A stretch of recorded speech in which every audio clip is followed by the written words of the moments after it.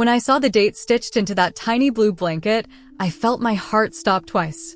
Once for the baby we lost, and once for the lie I suddenly realized I'd been living in. I was sitting on the floor of my son's old bedroom, the one I'd turned into a guest room after he got married. The afternoon light was coming in thin and dusty through the blinds, laying stripes across my hands as I opened yet another box from the attic. I hadn't meant to find it. I was just looking for extra blankets.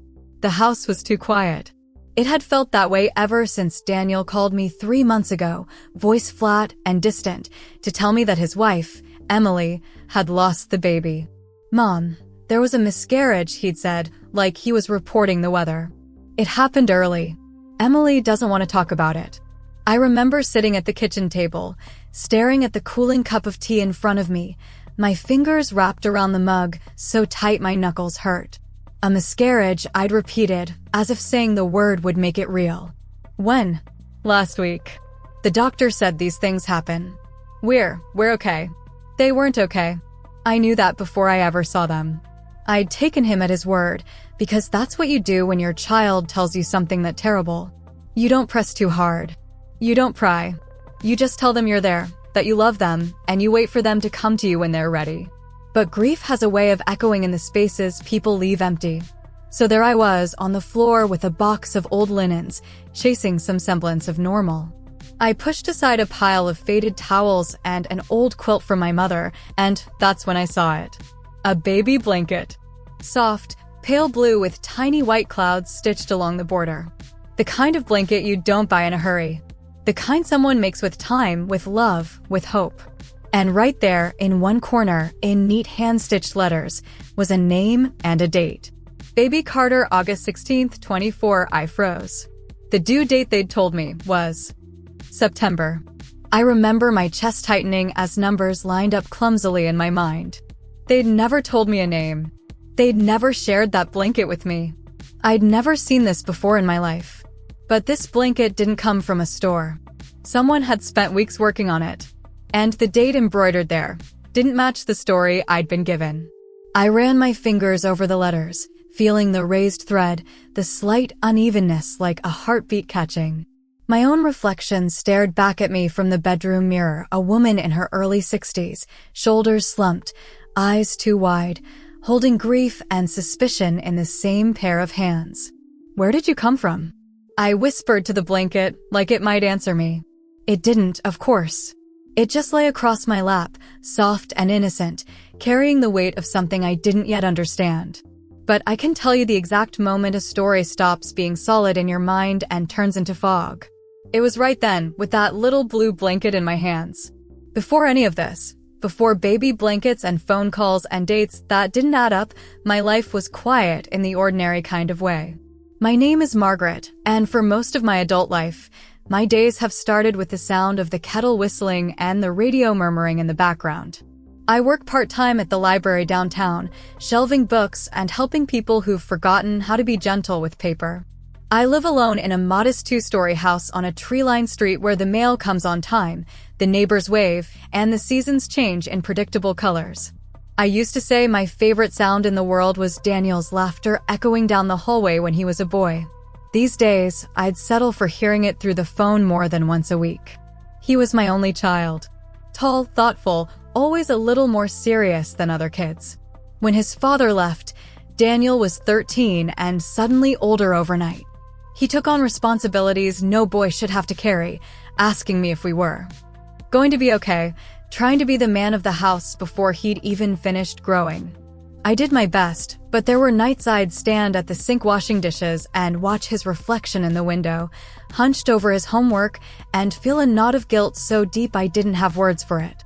Maybe that's why, when he brought Emily home for the first time, I wanted so badly to like her.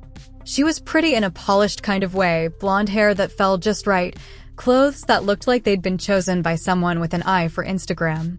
She had this laugh that filled the room quickly, even when the joke was small, and a way of touching Daniel's arm lightly when she spoke to him, as if staking her claim without making it obvious. "Mom, this is Emily," Daniel had said, pride and a hint of nervousness in his voice. "This is my mother, Margaret. The best cook in the county, but don't tell her I said that." He'd grinned at me, and for a moment I saw my boy again, the one who used to bring me dandelions and ask how many stars were in the sky. Emily extended her hand, then changed her mind and leaned in for a hug. "It's so good to finally meet you," she'd said, her perfume light and floral. "Dan has told me so much about you. I feel like I already know you." I smiled, trying to quiet the little voice in my head that wondered how much she really did know. Children have a way of editing their parents when they tell stories to other people.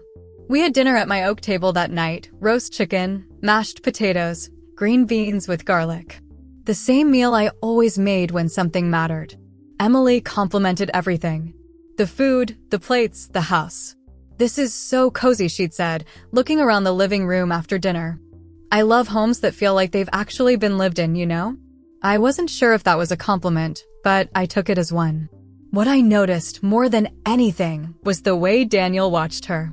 He looked at her like she was a promise he didn't want to lose, a future he'd finally decided he deserved. I told myself that was enough. For months after they got married, my weekends were filled with visits. Sometimes they came to me, sometimes I went to them. Emily liked to show me their apartment, every throw pillow, every candle, every tiny plant lined up on the windowsill as if it were auditioning for a magazine spread. "Once we have kids," she'd say, "I'm going to need your help, Margaret. I'll be calling you all the time." I don't know the first thing about babies. The first time she said that, my heart did a little somersault. I tried to keep my face neutral, but I could feel the warmth rising in my cheeks. "Well," I said, "when the time comes, I'll be right here." We'd talk about recipes and work and the shows we were watching. Daniel would squeeze her hand, or she'd lean her head on his shoulder, and I'd think, they're building something good. Maybe imperfect, but good. I didn't know then that there are some foundations you can't see. That secrets can be poured into the concrete while the house is still going up. All I saw was my son smiling more than he had in years, and a young woman who, on the surface, seemed to fit into his life like she'd always been meant to be there. Looking back, there were moments, tiny, flickering things, that should have told me something was off. The way Emily's eyes sometimes darted away when conversations got too personal. The way Daniel sometimes answered questions for her, casually, like a reflex. The way she always said, "Oh, we're just not ready yet," whenever the topic of babies came up, followed by a quick change of subject. But life has a way of softening the edges of things you don't want to see. At least, until something sharp cuts straight through. And for me, that sharp thing came in the form of a blue baby blanket with a date stitched carefully in the corner. A date that did not match anything I had been told. I sat there on the bedroom floor for a long time. Long enough for the light to shift from warm to dull, long enough for the house to grow even quieter around me. The blanket was soft against my palms, softer than anything that should carry so much weight. "Baby Carter," I whispered again. My granddaughter or grandson, with a name I had never been told. And a date. August 16th, 2024. The more I stared at it, the more wrong it felt. Like a puzzle piece carved into the wrong shape, but forced into the picture anyway. When Daniel finally came by that evening, he'd said he'd stop in after work. I found myself studying him the way mothers do when something feels off. His smile didn't reach his eyes. His shoulders were tense, almost hunched. He hugged me, but it was the kind of hug people give when they're trying to reassure themselves. "You okay, Mom?" he asked. "I'm fine," I said, because that's the lie mothers used to buy themselves time. He looked around. "The house feels different. You cleaning again?" He tried to joke, but there was a tremor in his tone. "Just organizing a few things." I watched his face carefully. "Found some old blankets." He froze barely, but enough. "Blankets?" "Yes." I paused. Some I'd never seen before. A small shift happened in his expression, something quiet, quick, almost invisible. If I hadn't known his face since the moment he was born, I might have missed it. But I didn't miss things when it came to my child. "Oh," he said casually. "Probably old stuff. You know how the attic is." That wasn't an answer. And Daniel had never been good at lying. He cleared his throat and wandered around the living room, touching picture frames, picking up coasters, anything to avoid looking directly at me. When he finally sat down on the couch, his leg bounced up and down. It hadn't bounced like that since he was 16 and nervous about bringing home his first girlfriend. "Are you and Emily doing okay?" I asked softly. He swallowed. "Yeah. Why?" I thought about telling him right then.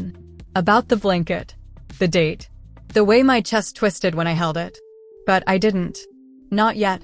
Because something in Daniel's voice wasn't just tired, it was scared. And fear makes people shut down before they open up.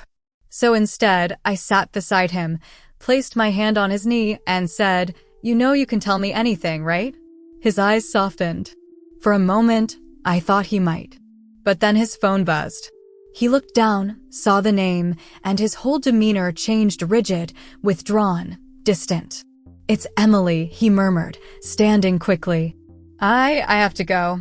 He hugged me again, too fast, too tight. And just like that, he was gone, leaving me with the echo of something unspoken hanging in the air. I didn't sleep well that night. I tossed, turned, stared at the ceiling, replaying Daniel's expressions in my mind like scenes from a movie I couldn't pause. At 2 a.m., I got up and walked to the guest room. The blanket was exactly where I'd left it, folded neatly on the bedspread. I sat down beside it, running my fingertips across the clouds stitched along the edge. Someone had put real care into this. Every stitch was tight and even. The kind of work someone does when they believe the baby will one day tug on that blanket, fall asleep with it, drag it across the floor. But Emily had never been the crafty type. She didn't knit. She didn't sew. She once told me, half laughing, that she barely knew how to thread a needle. So who made this? As I traced the little clouds, a memory flashed, a brief moment months earlier, during a brunch at their apartment. Emily had stepped out of the room to answer a call. I'd wandered through the living room, admiring the decor, when I saw a small basket of yarn on the shelf. Soft blues, whites, and pale grays. Before I could think much of it, Emily had returned and quickly moved the basket aside, saying, "Oh, that's nothing, just some old stuff of mine." But I'd noticed something then. The yarn wasn't dusty. It wasn't old. It looked new, the labels clean, the colors fresh. I'd forgotten about it, until now. The blanket didn't feel like Emily, but it also didn't feel like a gift from a friend. It felt personal. Too personal. And the date stitched on it? It was August 16th. The miscarriage happened in late September, according to them. My hands started shaking. Dates don't lie. People do. 2 days later, I invited them both over for dinner. A simple meal. Roast chicken. Green beans. Homemade cornbread. Daniel's favorite. Emily walked in looking polished, smiling a little too brightly. "Margaret, everything smells amazing," she said with her usual surface cheer. Daniel looked exhausted. Shoulders slumped. Eyes heavy. I watched them both closely while we ate. "How are you two holding up?" I asked gently. Emily's fork clinked against her plate. "We're fine," she said quickly. "Really? Just moving on." Daniel flinched. Moving on. Such a clean phrase for something that shouldn't feel clean. Then, just as I passed Daniel the gravy boat, he murmured under his breath, as if talking to himself, at least she doesn't have to worry about contact anymore." A small, harmless sentence. But everything inside me froze. Emily's head snapped up. Her eyes widened with fear, not sadness, not grief, fear. She grabbed Daniel's hand under the table so fast it startled him. "Honey," she said sharply. "Don't." He went silent. A cold, heavy silence fell over the room. I didn't say anything, not yet. But I felt something shift inside me. A mother always knows when a story stops making sense. After dinner, Emily offered to help with dishes, a rare gesture. Daniel stepped outside to take a call. I dried the last plate and placed it on the rack. Then Emily cleared her throat softly. "Margaret, you've been quiet." "I'm just tired," I said. "You're not upset with us, are you?" Her voice trembled barely, but enough. "Why would I be upset, dear?" I want things to be normal." Normal. Another word that doesn't mean what people think it does. I turned to her. Her eyes were glossy, hands shaking just slightly. And I saw it then, a flicker of something raw beneath her polished exterior. Fear. Not of miscarriage. Not of grief. Fear of truth. Before I could speak, Daniel walked back inside. Emily rushed to him like someone clinging to a lifeline. "We should go," she said quickly.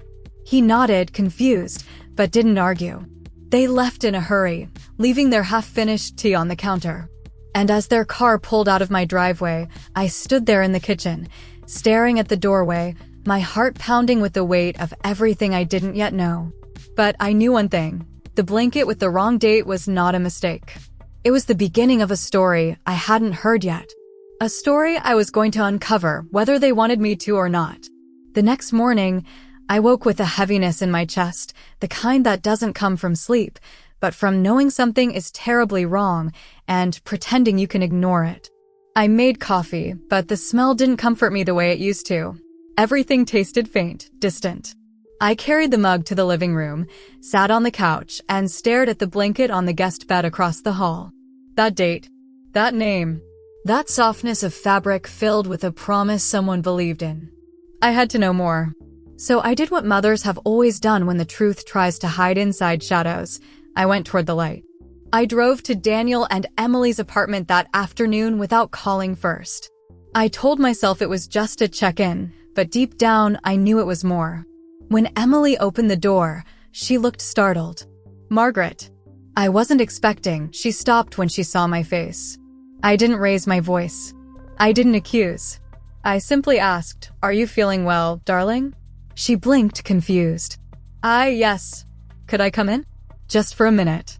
She hesitated only 2 seconds, but hesitation always reveals truth. Inside, the apartment smelled like lemon cleaner, stronger than usual. A scent you use when you're preparing for someone to see what shouldn't be seen. "Where's Daniel?" I asked. "Work," she said quickly. "He won't be home until 6. Her hands fidgeted with her sleeves. I took a slow walk around the living room, letting my eyes quietly land on things she probably forgot were telling. A stack of hospital brochures sticking halfway out of a drawer. A crumpled tissue in the trash can. A receipt for prenatal vitamins dated after the miscarriage. I didn't mention any of it, not yet. Instead, I asked softly, "Emily, who made the blanket?" Her hands froze midair. "What blanket?" "The blue and white one with the clouds. The one with baby Carter stitched on the corner." Her face went completely still, drained, as if all expression had been wiped clean. Then, slowly, her bottom lip trembled. You saw that?" "Yes." She covered her face with shaking hands. "I told Daniel to throw it away. I told him not to keep anything." My stomach twisted. Not because of anger, but because I could hear something cracking inside her voice. A truth struggling to breathe. "Emily," I said softly, "why would you throw it away?" She sank onto the couch, shoulders curling inward like she was folding into herself. "Because it wasn't supposed to exist," she whispered. I sat beside her, my knees almost touching hers. "Tell me what happened," I said gently. She shook her head. "I can't. Daniel, he wouldn't want Emily." I kept my voice soft but firm. "Something is hurting you. And my son. And there is a baby blanket in my house with a date that doesn't match anything you've told me." She broke then. Completely. Her breath hitched. Tears fell fast, soaking her hands. And in a voice so small it barely existed, she whispered, "I didn't lose the baby when we said I did." My heart stopped. The room felt smaller, the air thicker. She continued, voice trembling, "I lost the baby. Weeks earlier. Before we told anyone. Before Daniel even knew I was pregnant." I stared at her, stunned. "But why would you lie about the date? Why tell Daniel later?" Her hands dropped to her lap. "Because I was terrified," she whispered. "I was so scared of disappointing him, of failing so early into our marriage. I thought, if I delayed telling him, if I pretended everything was fine for a few more weeks, maybe I could fix it. Fix it. As if grief were something you patch and hide." "And the blanket?" I asked. "That was made by my sister," she said. She stitched the real due date on it, August 16th. She sent it to me before it happened.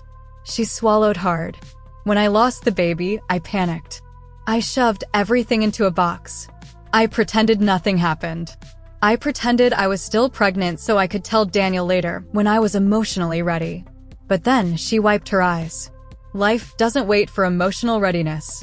I breathed out slowly. The truth wasn't cruel, it was tragic. But there was still something missing. Why didn't Daniel know? Why did he tell me the miscarriage happened in September? Emily squeezed her eyes shut. Because I made him believe it. She looked at me with the kind of broken honesty you only see when every lie has collapsed. I pretended the cramping happened that day. I pretended everything was sudden. I told him I felt something wrong, and then I told him we needed to go to the hospital. I felt a coldness spread through me. Not anger, but a dawning realization of how deeply they both were drowning. So you made him think the pregnancy lasted longer than it did, I said softly. Yes, she whispered. Because I thought if it seemed recent, it would hurt less. And he would understand. And he wouldn't blame me. I leaned back slowly. Emily looked like someone standing in the ruins of a house she built herself, shocked by the destruction, even though she had held the matches. But then came the final blow. Emily breathed shakily and whispered, "There's more." My heart tightened. I lied to him because her voice cracked. Because he didn't want children yet. He wasn't ready. I blinked. Then why? He said he didn't want to be a father for years, she whispered. But I was already pregnant when we had that conversation. A silence so painful filled the room that I felt it echo inside my bones. Emily's hands trembled as she spoke. I thought, if he knew I was pregnant that early, he might resent me. Or worse, he might leave. I closed my eyes for a moment, the weight of her words pressing heavily against my heart. When I opened them again, I saw not the polished, guarded woman I had known, but a young, frightened girl trapped inside a lie she never meant to grow so large. Emily, I whispered gently. A lie built out of fear is still a lie. But I understand fear. She broke again, silent tears, shaking shoulders. I'm so sorry, she whispered. For everything. But something still didn't add up. Emily, why was the blanket at my house? She looked up and for the first time, true terror showed in her eyes. Because Daniel found it, she said. And he started asking questions. My heart jolted. He what? He confronted me last week. He asked why the dates didn't match. I panicked. I cried. I begged him not to tell anyone. He agreed, but he didn't want it in the house anymore. So he took it. I think he didn't know where to put it. Her hands covered her mouth. Margaret, he knows. And he hasn't forgiven me. I froze. Because in that moment, everything changed. This wasn't just a broken truth. This was a breaking marriage. And my son was caught in the center of it. I drove home that evening with my hands trembling on the steering wheel. The sun was setting, that deep blue hour where the shadows stretch long and the world feels quieter than it should.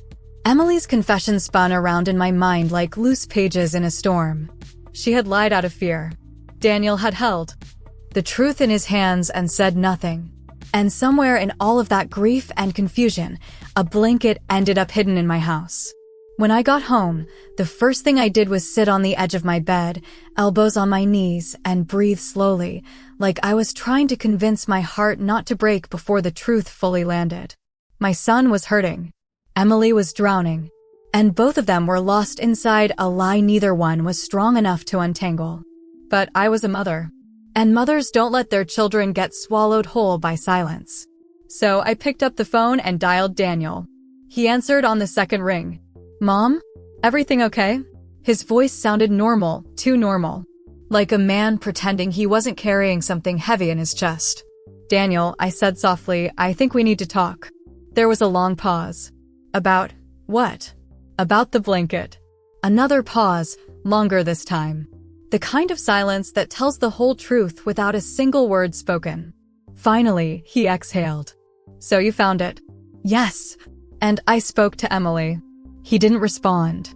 Daniel, I continued gently, come over. Please. I think it's time we stop pretending everything is fine. He came 20 minutes later. My son, who always walked with a natural confidence, stepped into the living room like a man walking on glass, careful, cautious, afraid of breaking something that was already cracked. He sat on the couch, elbows resting on his knees, staring at the floor. I sat beside him quietly. It took nearly a full minute before he spoke. "I don't know what to do," he whispered. And just like that, the strong man I raised folded into a child again, someone who needed safety, not judgment. "Tell me what happened," I said softly. He rubbed his face with both hands. "I found the blanket last week. I was looking for an old winter coat in the hall closet. The box was just there. I opened it thinking Emily put something away for donation." He shook his head, and then I saw the date. August 16th. His voice tightened. "Mom, she told me the miscarriage happened in late September." I nodded slowly. "I know." He swallowed hard. When I showed her the blanket, she broke down. Said she lied because she was scared. She begged me not to be angry. His jaw flexed the way it used to when he was trying not to cry. "I wasn't angry," he said quietly. "I was heartbroken." He stared at his hands. "And confused. And guilty. And then angry for being confused in the first place." I placed my hand gently on his back. "Daniel, what did you say to her?" He shook his head. "I didn't yell. I couldn't. She was shaking so much. I just asked her why." "And what did she say?" "That she didn't want to disappoint me," he said in a whisper. "She thought if I knew she lost the baby early, I'd see her differently. That I'd think she'd failed." He lifted his head, eyes glossy, voice cracking. "Why would she think that? Why would my wife think I'd blame her for something she couldn't control?" I exhaled softly. Because that was a question no one could answer for him, except Emily herself. "Daniel, fear makes people believe the worst about themselves," I said gently. "And sometimes about others." He nodded slow, heavy. "She said she was scared to tell me she was pregnant so early because I mentioned once that I wasn't ready to be a father yet." He pressed his palms to his forehead. "That was months before she even told me she missed her period. I didn't mean anything by it. I was just talking." "I didn't know." He paused, breath shaky. "I didn't know she took it that deeply." I stayed quiet, letting him speak. "She lied to protect something that didn't need protecting," he whispered. And then the lie grew until it became something we couldn't recognize. He looked at me with raw vulnerability. "Mom, I don't know if I can forgive her." My heart clenched. Because in that moment, I realized something important. This wasn't about betrayal alone, it was about grief, fear, expectation, identity, marriage, and the unbearable weight of a future they had both imagined but never got to hold. I placed my hand over his. "Daniel, forgiveness isn't a single step. It's a path. And right now, you're standing at the beginning of it." He didn't speak. He didn't need to. We sat like that for a long time, mother and son, breathing through a truth too heavy for one person to carry alone. Then I said gently, "You need to talk to her again." With calm, with clarity, with honesty. He looked at me unsure. "And if she lies again? Then you'll deal with that truth when it comes," I said. "But right now, she's told you everything. She's drowning in guilt. And you're drowning in pain." I squeezed his hand. Marriage isn't about pretending. It's about facing the hard things together. He nodded slowly. "I don't want to lose her," he whispered, voice breaking. "But I don't want to live with lies either." "I know," I said softly. "Which is why you two need to stop letting silence speak for you." He leaned back, exhausted. "Will you come with me?" he asked suddenly. "To your house?" "Yes." Not to say anything for me, just to be there. My heart warmed with something bittersweet. "Of course," I said. "But only if both of you want me there." He nodded. "I think we do." And so we made a plan. To go that evening. To sit down together. To bring the truth into the light where it belonged. But before we could leave, Daniel's phone vibrated. He glanced at it, then froze. "What is it?" I asked. He turned the screen toward me. It was a text from Emily. Just one line. "I'm sorry. I can't stay here tonight." My heart dropped. Daniel's face went pale. He stood abruptly. "We have to go. Now." And just like that, the night shifted from quiet grief to urgent fear. Something had changed. And whatever it was, we were already too late to pretend it wasn't real.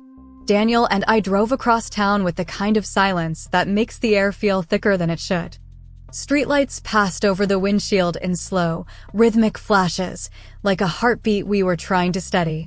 When we pulled into their neighborhood, Emily's car wasn't in the driveway, but the porch light was on, and the front door was slightly open. Daniel jumped out before I could unbuckle. "Emily," he called, voice cracking with fear. I hurried after him, my hand gripping the door frame as we stepped into the quiet house. The living room light glowed softly, a lamp left on beside the couch. Her purse sat on the coffee table. Her shoes were by the door. But she wasn't there. "Emily," Daniel called again, louder. "Emily, please, just answer me." Then we heard it. A soft sound coming from the kitchen. Not crying. Not shouting. Just someone breathing unevenly, like their emotions had outrun them. We turned the corner and found her sitting at the small breakfast table, elbows on the surface, hands covering her face. Her shoulders trembled with exhaustion, not danger, not harm, just a woman overwhelmed by the weight of carrying too much alone. Daniel approached her slowly. "Emily," he whispered. She lifted her head. Her eyes were red, but she wasn't broken, just tired. Tired in a way that only the truth can make you. "I'm sorry," she said, voice thin. "I didn't know how to wait for you to be ready to talk. I didn't know what to say. I didn't want to fall apart again." Daniel knelt beside her chair, reaching for her hands. "You should have called me," he said. "I was so scared when you texted." She shook her head softly. "I didn't want to interrupt your time with your mom. And I didn't want you to feel trapped." I stepped forward slowly, giving her space, but offering presence. "You're not trapped," I said gently. "You are safe here. Both of you are."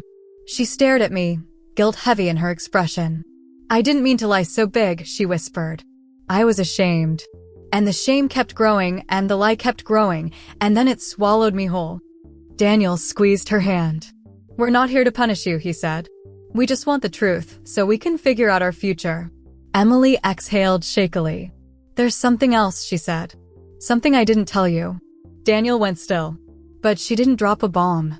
She didn't reveal anything destructive. She simply told the truth she had been afraid to say out loud. The date on that blanket, it wasn't wrong. The blanket wasn't for a baby that was never real. It was for the baby we lost. But not the way you think. Daniel swallowed. "What do you mean?" She touched her stomach gently, not with pain, but with memory. "I miscarried earlier than I said. Weeks earlier. I didn't know how to tell you. I thought if I told you right away, you'd think I'd done something wrong or that I hadn't taken care of myself.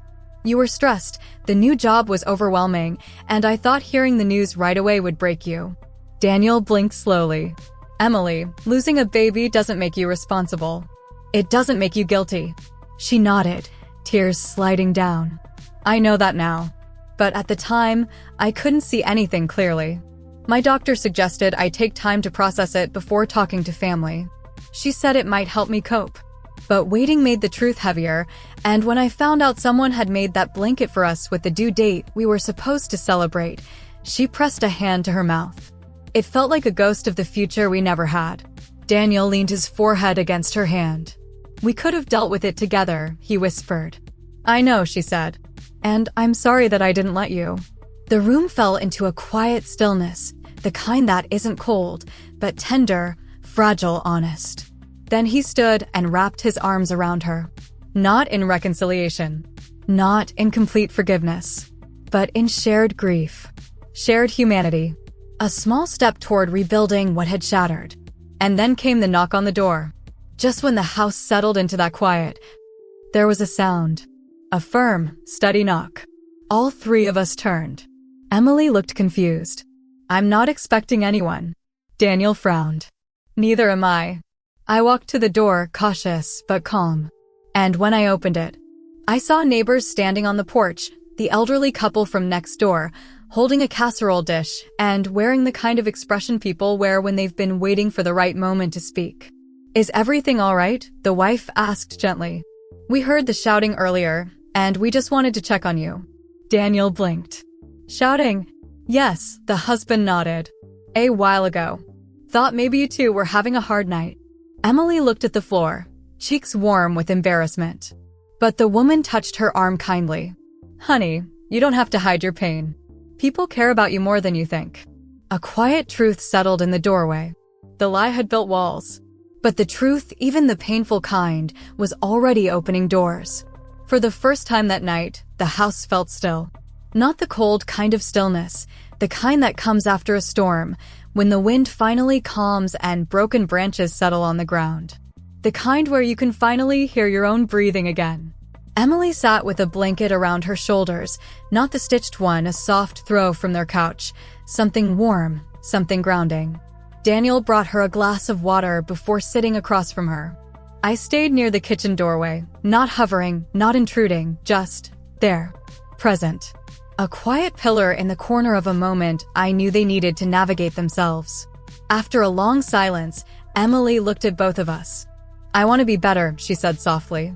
"I want to tell the truth from the beginning next time. I just let the fear take over." Daniel leaned back, rubbing his forehead. "I should have noticed you were hurting," he said. "I was distracted, then frustrated, then confused. But I didn't slow down to really see you. I'm sorry for that." She shook her head. "You didn't do anything wrong. I hid too much." He didn't argue. He didn't fight. He simply nodded, a quiet understanding settling between them. Then she turned to me. "And I'm sorry for dragging you into this," she said gently. "You didn't deserve to be lied to." I walked toward her slowly and placed a hand on her shoulder. "You are carrying something no one should carry alone," I told her. And when people are scared, they don't always choose the easiest path. They choose the one they think will hurt the least. Even when they're wrong. A small, grateful tear slipped down her cheek. Then Daniel stood, walked around the table, and knelt beside her again, this time with intention, not fear. "Emily," he said, "we're going to get through this. Together. No more secrets. No more avoiding hard conversations." She gave him a small, trembling nod. Together. They held each other for a few quiet moments. And standing there, watching them, I felt something inside me release, a tension I'd been carrying ever since the day they told me about the miscarriage. A tension built from worry, confusion, and helpless imagining. But the truth, even painful truth, frees you in a way lies never can. Healing didn't happen in one night. Real healing never does. But little by little, I saw change. Emily started taking slow morning walks again, something she hadn't done in weeks. She stopped apologizing for every small thing. She started laughing at jokes Daniel made, real laughter, soft but genuine. Daniel showed up more, not just physically, but emotionally. He cut back on overtime, spent more evenings at home, and checked in with her gently without prying. Some nights, I'd get a call from Emily just to talk. Not to confess anything. Not to hide anything. Just talk. "How was your day, Mama? What did you make for dinner? Did you see that silly video I sent?" Normal things. Small things. The kind of things that return only when a person begins to feel safe again. One afternoon, she stopped by my house unexpectedly, holding 2 mugs of warm tea. "I brought you something," she said with a soft smile. We sat on my porch, wrapped in blankets against the cool breeze, sipping tea and listening to leaves rustle on the sidewalk. She took a deep breath. "I've been seeing a counselor," she said.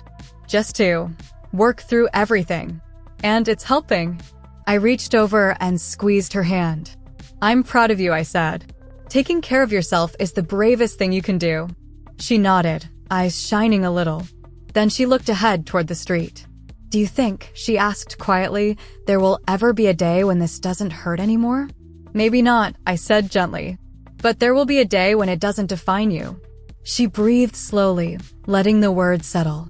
Weeks later, she handed me the stitched baby blanket. "I want you to keep it for now," she said. "Not because I want to forget, but because I want to remember only when I'm ready." I folded it carefully in my hands, the weight of it filled with their story, pain, hope, loss, truth, all woven together. "I'll keep it safe," I promised. And I meant it. Not because of the date stitched on it, but because healing deserves gentleness. And truth deserves a place where it can rest without shame. By the time spring arrived, their home felt different. Lighter, warmer, more honest. They weren't perfect, no couple ever is. But they were rebuilding something real, something rooted. Not in secrecy, but in truth. And truth, even when it hurts, is the only soil where love can grow again. You know, when I look back on everything that happened, I don't think about the blanket or the stitch date or even the moment the truth came out. What I remember is the silence. The silence that filled my son's living room when the lie finally broke. The silence in my daughter-in-law's eyes when she realized she didn't have to pretend anymore. And the silence in my own heart when I understood that hurt can make people hide, even from the ones who love them most. Loss changes us. Fear reshapes us. And secrets, well, secrets are heavy. They always find a way to slip through the cracks. But truth, quiet, trembling truth, has a way of setting things right again. It doesn't erase the pain. It doesn't rewind time. But it gives you a place to stand. A place to breathe. A place to start over. My family didn't heal overnight. We took it one honest conversation at a time. One small moment of courage at a time. And maybe that's the lesson in all this. When love is real, it doesn't disappear when things fall apart. It shows up in the rebuilding. So I'll ask you, the one listening, sitting somewhere with your own quiet thoughts. If you found a truth that didn't fit the story you were told, would you ignore it or would you follow it, even if it led somewhere painful? Tell me in the comments. And if you'd like to hear more stories like this, subscribe to Andy Diaries for a new real-life story every day.